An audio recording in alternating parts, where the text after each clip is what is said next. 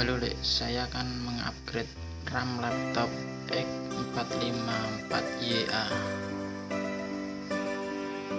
Caranya mudah, cukup dibalik laptop. Di sini ada stiker, dilepas kita bukanya pakai open.